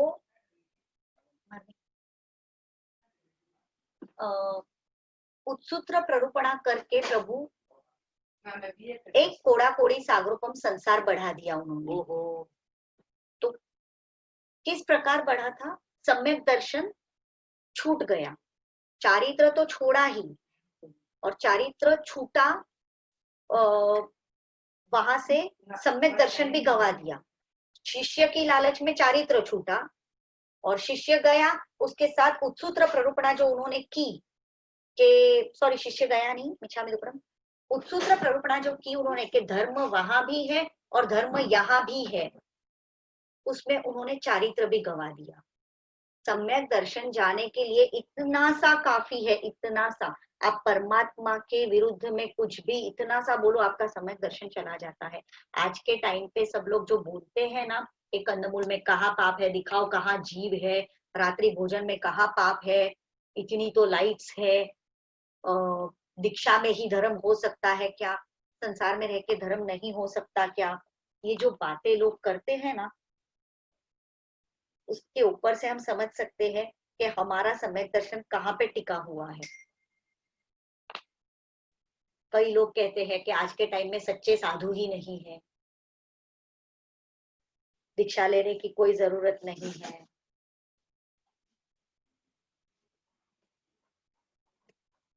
सम्यक दर्शन बहुत बड़ी चीज है, पाना बहुत मुश्किल है, और एक बार भी पा लिया तो अर्ध पुद्गल परावर्त के अंदर हमारा मोक्ष नक्की है। आप लोगों को शायद सम्यक दर्शन काफी कुछ क्लियर हो गया होगा। अब 10 मिनट आप लोगों की लूंगी मैं। परसों से पर्यूषण स्टार्ट हो रहे हैं। इस बार लॉकडाउन है, मंदिर उपाश्रय सब बंद है, आराधना करने जाना बाहर पॉसिबल नहीं है, हमको घर में ही बैठ के आराधना करनी है। पर्यूषणा, पर्यूषणा का मतलब है परि मतलब चारों तरफ से, उषणा मतलब मिलके, सबको मिलना, चारों तरफ से सबको मिलना। अब ये बाहर पॉसिबल नहीं है, इस बार चारों तरफ से सबको मिलके आराधना करना ये बाहर पॉसिबल नहीं है। इस बार हम घर में यदि 4 लोग हैं तो वही 4 लोग मिलके हमको आराधना करनी है। पर्यूषण के 5 कर्तव्य है, अमारी प्रवर्तन, साधर्मिक भक्ति, अट्ठम का तप, चैत्य परिपाटी और क्षमापना, ये 5 पर्यूषण के कर्तव्य है। इनको हम घर में रह के कैसे पूरे करेंगे उसके बारे में मैं आपको थोड़ा सा आउटलाइन दे दूंगी। फिर हम लोग मिलेंगे आफ्टर पर्यूषण। आज हमारा पर्यूषण के पहले का लास्ट सेशन है, इसके बाद अब हम लोग मिलेंगे पर्यूषण के बाद। पर्यूषण में क्या करना, क्या सिर्फ 4000 रुपए देके जीव छुड़ाना यही जीव दया है? जिन शासन के अलावा आपको किसी भी धर्म में ये नहीं समझाया जाएगा कि पृथ्वी काय, अप काय, तेऊ काय, वायु काय, वनस्पति काय में भी जीव है। साइंटिस्ट ने प्रूव कर दिया है कि वनस्पति में जीव है, पानी में जीव है, लेकिन बस एंड, जीव है, बात खत्म। जीव है तो करना क्या, ये जीन शासन बताएगा। जीव है तो उसको बचाना, वो ना मरे, उसकी हिंसा ना हो, उसका ध्यान रखना। तो हमको क्या क्या करना पर्यूषण में जिससे हमारे 5 कर्तव्यों का हम पालन कर सके। सबसे पहली चीज, हम घर में भी नीचे देख के चल सकते हैं जिससे जीवों की हिंसा ना हो सके वहां तक आप गाड़ी का यूज मत कीजिएगा कहीं भी जाने के लिए, पॉसिबल हो तो। किसी को दुख हो ऐसे वर्ड्स ना बोले, हो सके वहां तक मौन रखे, ना बोलने जैसा तो बिल्कुल ना बोले, जितनी जरूरत हो उतना ही बोले और वो भी सॉफ्ट भाषा में बोले। 8 दिन के लिए ट्राई तो करके देखिए ये सारी चीजें। बकेट में यदि पानी भरा हुआ है तो उसके अंदर टम्बलर तैरता हुआ ना छोड़ दे, क्योंकि पानी के जीव बहुत नाजुक होते हैं और टम्बलर का वजन जो रहता है ना वो उनको सहन नहीं होता है, और वो टम्बलर उनके ऊपर तैरता रहता है, उनको बहुत वेदना होती है। तो बचा सकते हैं हम उनको, वो उस वेदना से दूर रख सकते हैं। नमक का डब्बा जो रहता है उसके अंदर स्पून ना रखे, क्योंकि पृथ्वी काय के जीव है, बहुत नाजुक जीव है, और बहुत सारे जीव इतने एक चपटी नमक के अंदर रहते हैं। तो एक डब्बी के अंदर कितने जीव रहते होंगे, कच्चे नमक की बात कर रही हूँ, तो उसके अंदर आप जब स्पून रखते हैं तो उन जीवों को बहुत तकलीफ होती है। तो कच्चे नमक की डब्बी में आप स्पून ना रखें, जब आपको यूज करना हो स्पून ले, उसमें डाले, नमक ले और वापस स्पून बाहर ले और ढक्कन लगा दे। इन चीजों का आप ध्यान रखिए। आपके कपड़े हैं वो आप पहनते टाइम, उतारते टाइम देख के उतारे, देख के पहने, कहीं कोई जीव तो नहीं है उनके अंदर। नल को थैली, शायद हम लोग रूटीन में ना ये चीज का ध्यान नहीं रखते कि रात को थैली निकाल के, जीवाणी निकाल के सुखाना है, संखारा निकाल के। एवरीडे हम लोग नहीं करते, बट पर्यूषण के 8 दिन ये चीज हम लोग कर सकते हैं कि 8 दिन तो मैं जैना का पालन करूं। तो एवरीडे 8 दिन जितने भी नल है आपके घर में, उन सबकी थैली निकाल के धो के आप रख सकते हैं, सुबह वापस लगा दीजिए। जहां पे बाथरूम में, सिंक में, बेसिन में, जहां पे भी आपको लगता है कि गीलापन रह रहा है, तो वहां निगोद जमने के चांसेस है। वहां पे उस जगह को आप सूखी कर ले, यूज करने के बाद तुरंत सूखी कर ले, सुखा दे, ताकि वहां निगोद ना जमे। अगर निगोद जमती है तो उसको साफ करना पड़ेगा, अगर निगोद जमेगी ही नहीं तो आपको उसको घिसने की जरूरत नहीं पड़ेगी। वॉशरूम है अगर घर में, तो फ्लश जो करते हैं उसकी जगह आप बकेट से पानी डालिए, पानी भी कम यूज होगा और छाना हुआ पानी यूज कर पाओगे। फ्लश में बिना छाना पानी जाता है। घर में झाड़ू पोछा जब करते हो तो ट्राई कीजिए कि देख के करे थोड़ा सा, जिसकी वजह से कोई जीव मर ना जाए उसमें आके। फट फट फट फट करने के पीछे कहीं अपने कितने ही जीवों को ना मार डाले। कम पानी से नहाए, रेगुलर अगर 1 बकेट से नहाते हो तो 2 टम्बलर कम ले पर्यूषण के दिनों में। अगर 2 बकेट से नहाते हो तो 1 या 1.5 बकेट कर दे। शावर से बिल्कुल भी ना नहाए पर्यूषण के दिनों में। गीजर यदि यूज करते हो तो गीजर का पानी यूज ना करें, क्योंकि गीजर में बिना छाना हुआ पानी आता है। तो कम से कम आपको हो सके तो ठंडे पानी से नहाइए। इफ नॉट पॉसिबल, आप एक टोप के अंदर छाना हुआ पानी भर के गैस पे गरम करके, जितना गरम चाहिए उतना गरम करके लीजिए। उसमें ठंडा पानी मिक्स मत कीजिए वापस, क्योंकि वो और ज्यादा पाप करोगे आप। एक तो पानी गर्म करोगे, उसके अंदर वापस ठंडा पानी मिक्स करोगे, तो वो डबल पाप होता है। किचन में काम करते टाइम ध्यान रखिए, जैसे चावल का ओसामन रहता है, तो वो डायरेक्टली, कई लोगों की आदत रहती है डायरेक्टली बेसिन के अंदर, सिंक के अंदर डाल देते हैं। वैसा ना करें, दूसरे बर्तन में वो निकाल दे, जब वो ठंडा हो तब फेंके। गरम गरम वो डायरेक्टली सिंक के अंदर ना डाले। अननेसेसरी फोन का यूज ना करें, टेव काय की विराधना होती है। जितनी जरूरत हो उतने ही बटन दबाने की कोशिश करें। भले ही स्मार्टफोन है, पर क्लिक तो होते ही है। पाप तो उतना ही लगता है बटन दबाने जितना ही, जितनी भी बार यूज करते हैं हम लोग। फोन के यूज पे लिमिटेशन लगा दीजिए। दिन के 5 घंटे यूज कर रहे थे तो 3 कीजिए, 3 कर रहे थे तो 1 घंटा कर दीजिए। जितना कम हो उतना कम यूज कीजिए। घर में यदि लाइट्स, फैन अननेसेसरी चालू है तो उनको बंद कर रखने का उपयोग रखिए, कि बिना वजह यदि जा रही है, यूज हो रही है, वहां रूम में कोई नहीं है सामने वाले और वहां लाइट फैन चालू है, तो आप बंद कर दीजिए। बहुत सारी छोटी छोटी छोटी चीजें हैं जिससे आप आपका अमारी प्रवर्तन, ये पहला कर्तव्य पूरा कर सकते हैं। घर में रहते हुए जो चीजें हम डेली रूटीन में कर सकते हैं, जीवों की दया, जीवों को ना मारना, ये सिर्फ पांजरापोल में पैसा लिखवा के या जीव छुड़वा के ही नहीं होता है। ये जो मैंने बातें कही, ये सब करके भी आप हमारी प्रवर्तन का कर्तव्य पूरा कर सकते हैं घर में रहते हुए। दूसरा है साधर्मिक भक्ति। परमात्मा का शुक्र मनाइए कि हे भगवान, तूने मुझे एक फैमिली दी है जो मेरे जैसा धर्म करती है। तो ये सारे मेरे साधर्मिक हुए। अब उन साधर्मिकों को, किसी को तपस्या है घर में, तो उसका कोई काम कर दीजिए कि चल तेरे हिस्से का काम आज मैं कर लेती हूँ। ये भी साधर्मिक भक्ति हुई। उसको सर दुख रहा है, पैर दुख रहा है, तो दबा के दे दीजिए, ये भी साधर्मिक भक्ति हुई। उसके लिए यदि उसका एकाशना व्याशना कुछ है तो उसको व्यवस्थित रसोई बना के बराबर से सर्व कर दीजिए, ये भी साधर्मिक भक्ति है। शांति से घर में बैठ के उनके साथ बातें कीजिए, ये भी साधर्मिक भक्ति है। किसी का मन हमारे सामने हल्का होना, उसको वो जो तसल्ली मिलती है, जो शांति मिलती है, वो भी साधर्मिक भक्ति है। आप लोग मत समझिए कि किसी को बुला के उसको खिला के ही साधर्मिक भक्ति होती है। ये सभी साधर्मिक भक्ति की बातें हैं। आसपास में यदि कोई जैन है और वो क्वारंटीन हुए हैं, किसी को कोरोना हो गया है और वो लोग क्वारंटीन है, तो उनको टिफिन पहुंचा दीजिए, ये भी साधर्मिक भक्ति है। उनके साथ दिल खोल के आधा घंटा बात कर लीजिए। भले आप डायरेक्टली ना जाए, बीमारी का डर है, आप फोन करके उनके साथ आधा घंटा बात कर लीजिए, उनका मन हल्का होगा।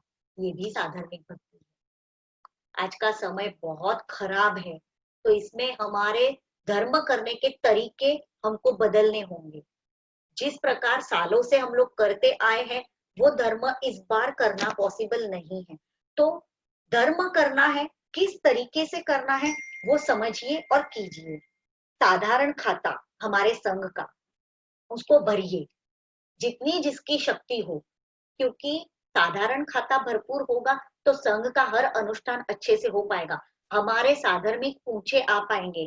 कोई सामने से आके नहीं बताएगा कि भाई मेरे घर में तकलीफ है। लेकिन यदि साधारण खाता मजबूत है संघ का, तो हर एक साधर्मिक की भक्ति हमारे साधारण खाते में से हमारे ट्रस्टी करते रहते हैं। ये हमारी जिम्मेदारी है as a member of a sangh, कि हमको हमारे संघ का साधारण खाता मजबूत रखना चाहिए। देव द्रव्य बहुत मजबूत है, जिसकी एक्चुअली इस टाइम पे कोई जरूरत नहीं है। साधारण खाते की बहुत जरूरत है, लेकिन उसकी तरफ किसी का ध्यान नहीं है। साधारण खाता एक ऐसा खाता है जिसका पैसा किसी भी क्षेत्र में लगा सकते हैं आप।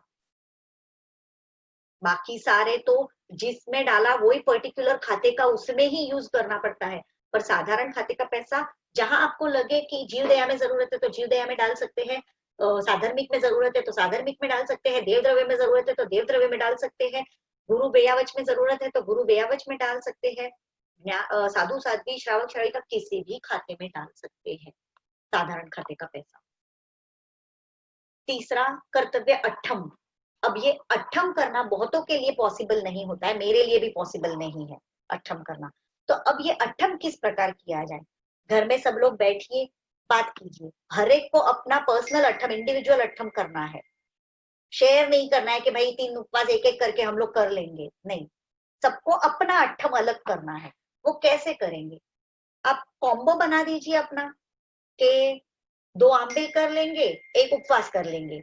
अब तीसरा उपवास बाकी रहा, वो नहीं हो पाएगा। एक संवत्सरी का उपवास कर लेंगे, एक बैठने पर्यूषण बैठने का आंबिल कर लेंगे, एक बड़ा कलब के दिन का, चलो अमावस के दिन का आंबिल कर लेंगे। अब एक उपवास फिर भी बाकी रहा। एक उपवास इज इक्वल टू 2 आंबिल होते हैं, इज इक्वल टू 4 एकाशना, इज इक्वल टू 8 व्यासना, इज इक्वल टू 2000 का स्वाध्याय। और वो भी नहीं होता है तो 20 पक्की माला। इनमें से आप कुछ भी पकड़ के कॉम्बो बना दीजिए, और कैसे भी करके मुझे ये 6000 का स्वाध्याय मतलब अट्ठम पूरा करके देना है। चाहे एक उपवास कर लीजिए और 2 आंबिल, और बचे हुए 4 एकाशने कर लीजिए, या तो फिर आप ऐसा भी कर सकते हैं, मौन पूर्वक 5 सामयिक कर लीजिए, तो भी आपका एक उपवास उतरता है। सामयिक में स्वाध्याय कीजिए मौन पूर्वक, या तो फिर अगर तप नहीं होता है तो कंप्लीटली आप स्वाध्याय करके उतार के दे दीजिए। माला गिन लीजिए, चलो 20 माला गिन लीजिए तो एक उपवास 20 माला में उतर जाएगा। एक 5 सामायिक करके उतार लेंगे एक उपवास। अब तीसरा उपवास बचा, वो तो अब 4 एकाशने करके उतार ही लेंगे ना। 8 दिन में 4 एकाशने तो कैसे भी कर ही लेंगे। इस प्रकार अपना एक कॉम्बो बना दीजिए। घर में छोटे बड़े सभी को अपना अपना खुद का, जिसको जैसा जमता है वैसा। किसी को तप ही जमता है, किसी को उपवास ही जमते हैं, किसी को आंबिल जमते हैं, किसी को एकाशना, किसी को व्यासना, किसी को खाली स्वाध्याय, किसी को माला, किसी को सामयिक। जिसको जो जमता है उनको अपना अपना कॉम्बो बना के घर में बैठ के आप अपना अट्ठम उतारने की कोशिश जरूर कीजिएगा। ये हुआ अपना तीसरा कर्तव्य। चौथा है क्षमापना। क्षमापना के पहले प्रतिक्रमण नहीं कर सकते हो आप संवत्सरी का।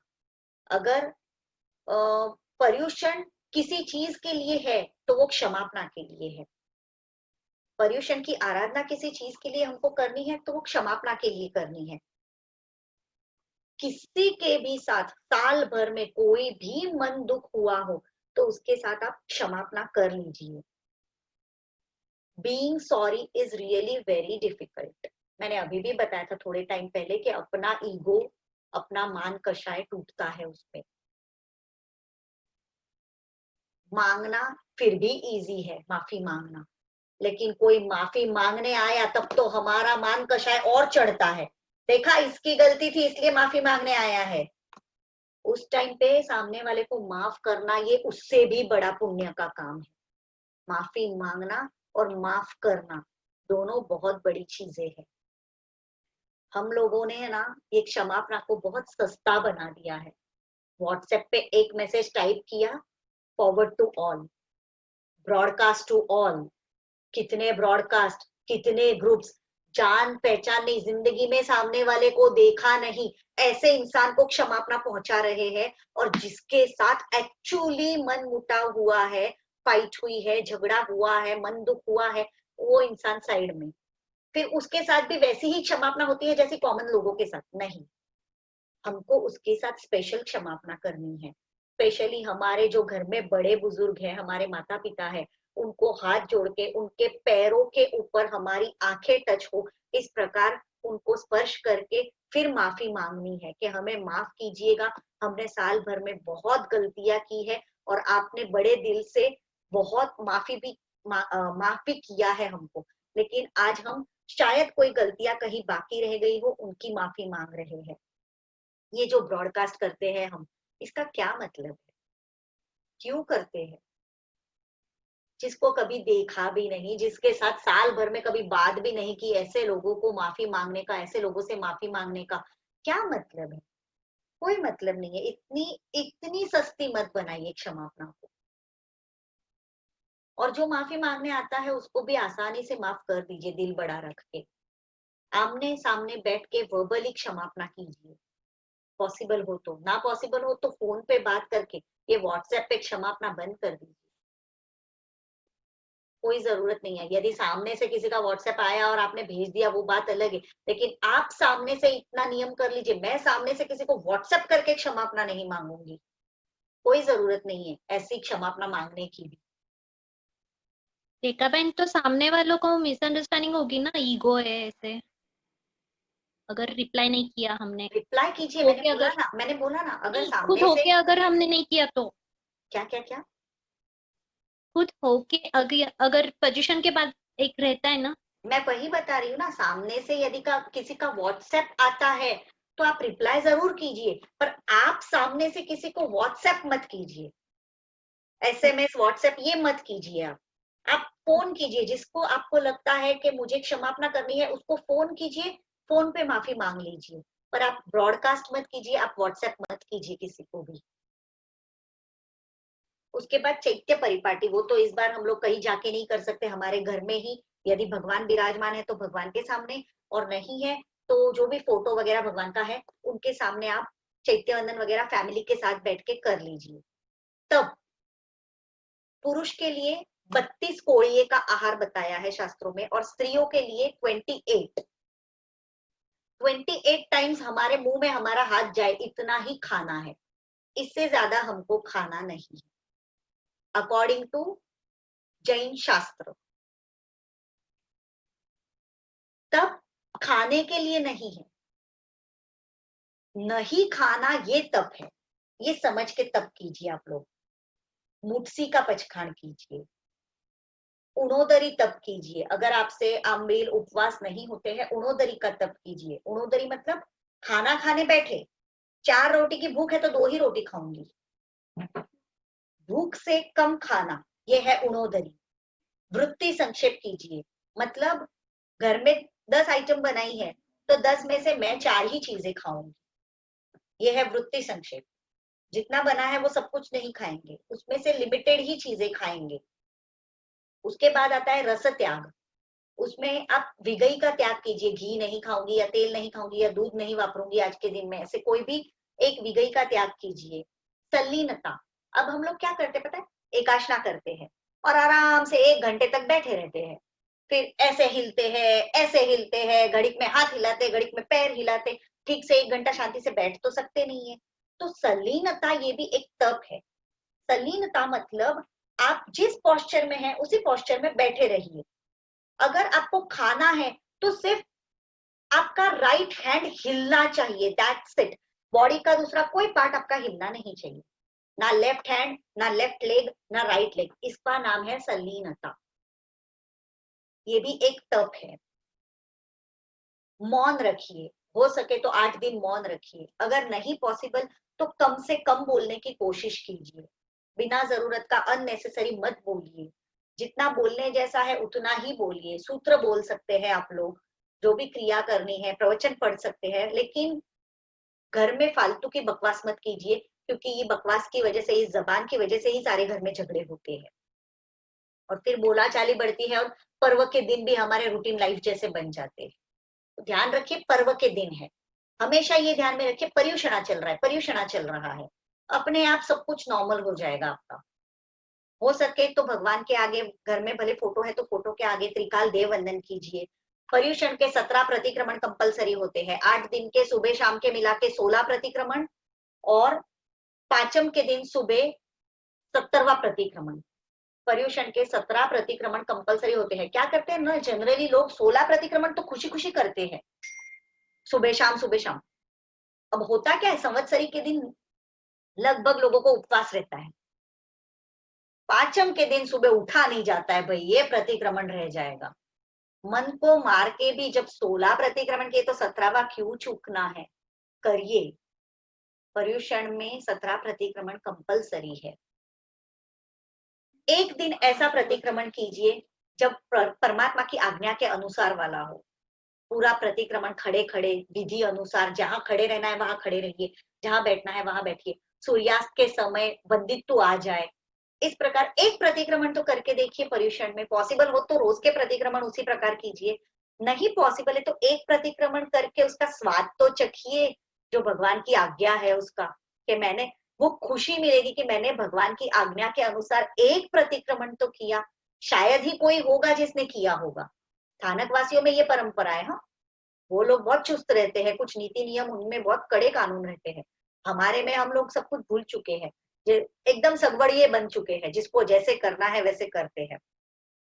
पॉसिबल हो तो वॉशिंग मशीन का यूज ना करें, कपड़े हाथ से धो के ले, पानी भी छाना हुआ वापर सकेंगे और कम पानी वापर के हमारा काम हो जाएगा।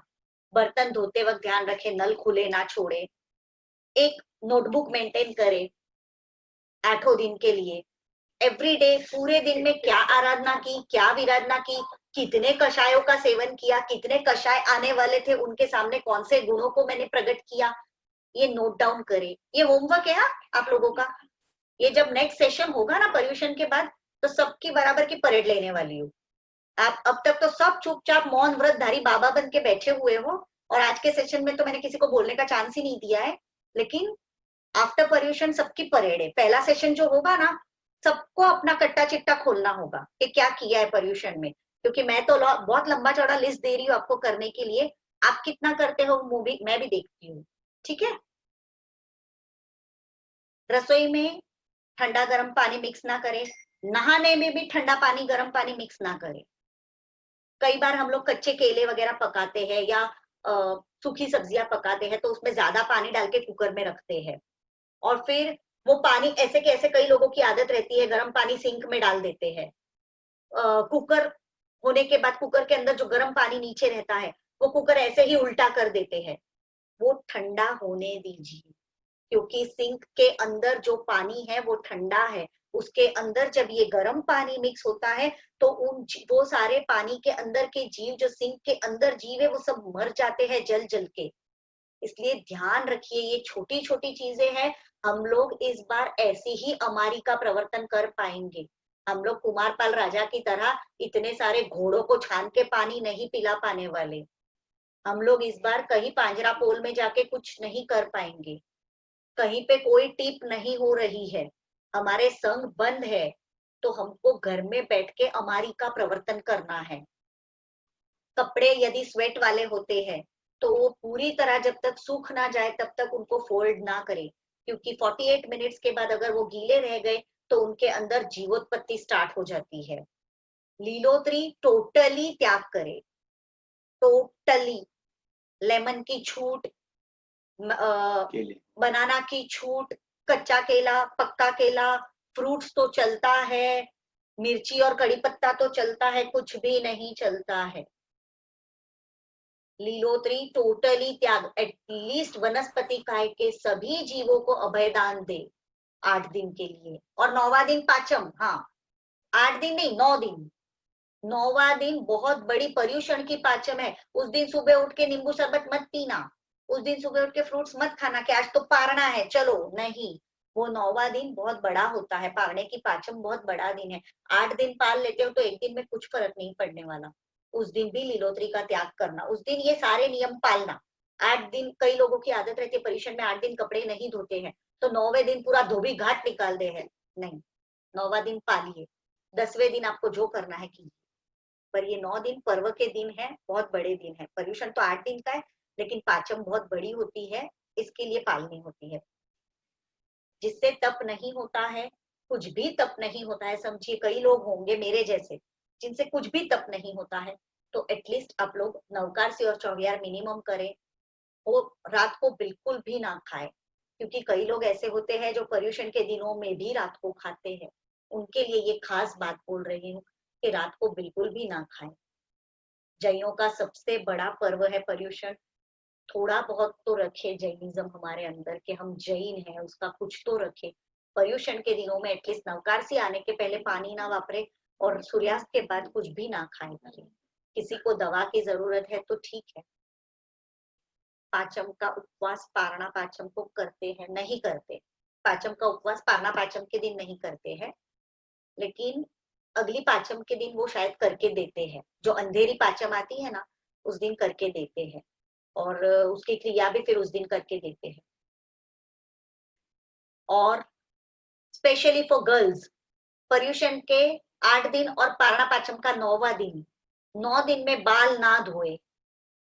किसी को नहीं दिखाना है हम कितने ब्यूटीफुल है, हमारी आत्मा कितनी ब्यूटीफुल है, और हम कितने जीवों को अभयदान दे रहे हैं, ये ज्यादा इंपॉर्टेंट है। पर्युषण के दिनों में हम कैसे दिखते हैं, इट डजंट मैटर, कोई फर्क नहीं पड़ता है। आप 4 दिन बिना धोए, मतलब कल वॉश करेंगे सब लोग बाल, परसों से 4 दिन तक ऐसे ही रहने दे, 5वें दिन बाल में तेल लगा दे, 4 दिन निकल जाएंगे पता भी नहीं चलेगा। और फिर छठ के दिन आप धो सकते हैं, छठ के दिन आप कर सकते हैं कुछ भी, लेकिन ये 9 दिन प्लीज ध्यान रखिएगा। मेकअप वेकअप तो कोई करता ही नहीं होगा पर्युषण में, और इस बार तो हरगिज नहीं, क्योंकि किसी को कहीं जाना ही नहीं है, घर में ही रहना है। ना कहीं भक्ति भावना में जाना है कि ना कहीं प्रतिक्रमण करने जाना है। बाकी आते हैं लोग, प्रतिक्रमण में भी आते हैं, लिपस्टिक लगा के देखे हैं मैंने भी, पता नहीं किसको क्या दिखाने आते हैं। ठीक है, किसी को कोई डाउट्स? टाइम तो वैसे काफी हो चुका है, आज का सेशन लंबा होने ही वाला था। कोई डाउट्स? वो स्वाध्याय कितने का होता है? 6,000 पर्युषण का 6,000 का। सुनिए, पर्युषण का 6,000 का मतलब अट्ठम के प्रायश्चित का, और उसके बीच में जो 14 आती है, यदि उसका भी करे तो और 2,000 मतलब 8,000 का हो जाता है टोटल। क्योंकि 14 का भी प्रतिक्रमण तो हम लोग करते हैं ना, तो उसकी भी प्रायश्चित उतार के देना पड़ता है हमको। वैसे तो 12 ही महीने की 14 की, मुझे एक महाराज साहब ने समझाया था कि आप प्रतिक्रमण भले करें या ना करें, लेकिन हर 14 का 2,000 का स्वाध्याय आपको करके दे देने का कंपलसरी होता है। हमारे ऊपर वो कर्जा है, करना ही चाहिए। और अट्ठम का 12 महीने का तो कंपलसरी प्रतिक्रमण जो करते हैं संवत्सरी का, उसके पहले आपका ये अट्ठम का प्रायश्चित उतर ही जाना चाहिए। रेखा बहन, हाँ आपने बोला कि कुछ लोग 8 दिन कपड़े नहीं धोते, हाँ। तो वो मैले कपड़े रखने का पाप नहीं लगता?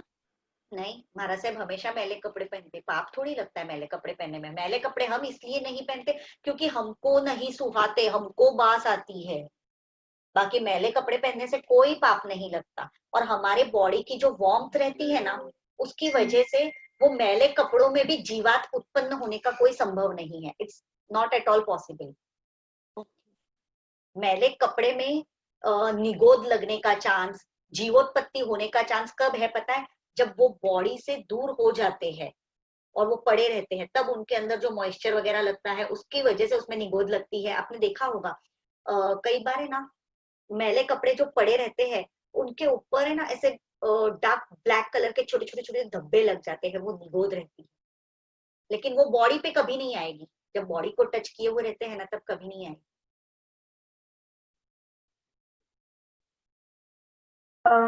8,000 स्वाध्याय का काउंटिंग कैसे होता है? मतलब 8,000 गाथा का रिवीजन करने का?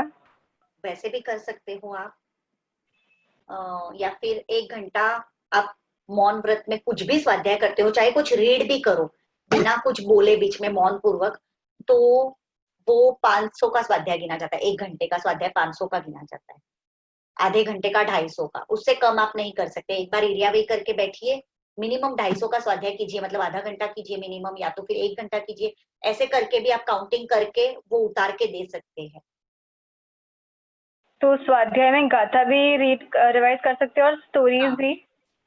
कुछ भी धार्मिक किताबें कुछ भी रीड कर सकते हैं आप। अभी तो पर्युषण के व्याख्यान ही रीड कीजिए ना, वैसे ही उतर जाएगा वो। उसमें इतना सारा टाइम निकल जाता है कि वो वैसे ही उतर जाता है। मैं तो हमेशा वैसे उतारती हूँ, क्योंकि मुझसे तप होता नहीं है, और ना ही मेरे शरीर में इतनी ताकत नहीं है कि मैं और कुछ कर सकूं। तो फिर और 20 माला दिन की, मतलब वो जो 80 माला गिननी है वो तो बिल्कुल नहीं, मेरे से माला तो इतनी स्लो आती है, तो वो भी पॉसिबल नहीं है मेरे लिए। तो मैं हमेशा वैसे ही उतारती हूँ सामायिक करके। वो जो व्याख्यान में सामायिक होती है तो 1 घंटा देख लेती हूँ, 1 घंटे की 500 का 2 घंटे हुए, क्योंकि एक बार ले ली तो पाड़ते नहीं है सामायिक। जब तक वो कल्पसूत्र चल रहा है तो पूरा सुनते। वो कभी 2 घंटा चलता है, कभी 2.5 घंटा। 2 घंटा चला तो 1000 का उतरा, 2.5 घंटा चला तो 1250 का उतरा। ऐसे काउंट कर लेती हूँ, कैलकुलेट कर लेती हूँ, आराम से हो जाता है। और संवत्सरी के दिन पौषध करते तो वो वैसे ही उतर जाता है, क्योंकि पूरे दिन की सामायिकें रहती है, तो वो वैसे ही उतर जाता है पौषध में। तो रेखा बुआ, अभी ऐसी सिचुएशन चल रही है ना कोरोना हाँ। वायरस की, तो घर में पापा और सब साथ जिया में जिया जिया तेरी आवाज कट रही है बेटा।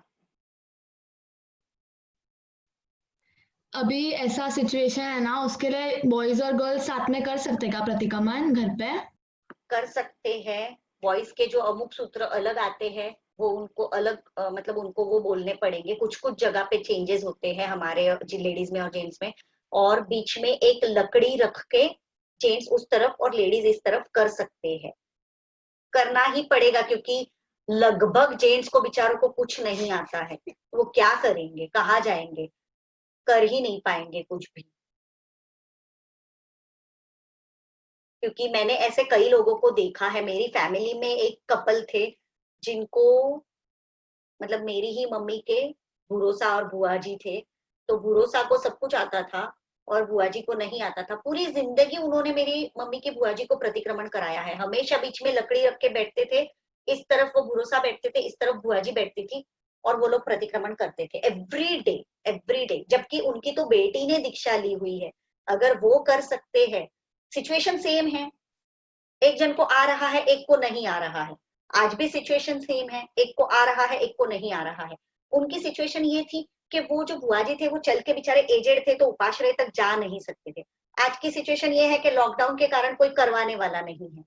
इसलिए देखा जाए तो सिचुएशन सेम है। तो टैली करके, और ना करने से बेटर है कि हम लोग करें। शायद थोड़ा सा आलोचना आएगी तो वो उतार लेंगे, बट नहीं करना ये तो सोल्यूशन नहीं है। करना चाहिए।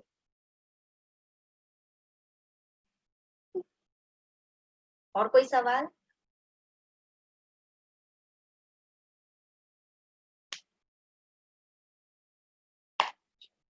आ, 18 सेशंस हो चुके हैं। इतने सेशंस, शायद फर्स्ट सेशन के पहले मैं आप में से किसी को जानती पहचानती नहीं थी। हमारा इंट्रोडक्शन ही इस जूम के मीडियम से हुआ है। अगर किसी भी सेशन के दौरान या आगे पीछे किसी के साथ कुछ भी कन्वर्सेशन करते टाइम मेरे से किसी का भी मन दुखा हो, तो उसके लिए मन वचन काया से त्रिविधे त्रिविधे मिच्छामि दुक्कडम। मिच्छामि दुक्कडम। मिच्छामि दुक्कडम। मिच्छामि दुक्कडम। मिच्छामि दुक्कडम। मिच्छामि दुक्कडम। मिच्छामि दुक्कडम। मिच्छामि दुक्कडम। दुक्कडम। मिच्छामि ये दुक्कडम। 19 सेशन में इतना सारा हमको समझाने के लिए, हर सेशन में बहुत सारा अच्छे अच्छे फैक्ट बताने के लिए बहुत बहुत थैंक यू रेखा बहन। हाँ, और एक चीज, मैंने सबको वीडियोस ऑन रखने के लिए बहुत कुछ बोला है, तो उसके लिए एक खास मिच्छामि दुक्कडम। और हम लोगों ने किया नहीं, उसके लिए भी मिच्छामि दुक्कडम। हम लोगों ने नहीं सुना, उसके लिए भी मिच्छामि दुक्कडम। आगे से सुनेंगे ऐसी आशा रखती हूँ आप सबसे। हाँ, हम और भी करेंगे पर्यूषण के बाद फिर से सेशन जब कंटिन्यू तब उसके लिए। ठीक है, जिनाज्ञा विरुद्ध काही पण बोलाय गयो है तो मिच्छामि दुक्कडम। सर्व मंगल मांगल्यम सर्व कल्याण कारणम प्रधानं सर्वधर्माणां जैनं जयति शान्तिः। प्रणाम जी। सर्वथा सहु सुखी थाओ, पाप ना कोई आचरो, राग द्वेषति मुक्त थईने, मोक्ष सुख सहु जगवरो। सर्वमंगल मांगल्यम सर्व कल्याण कारणम, प्रधानम सर्वधर्माणां जैनं जयति शासनम्।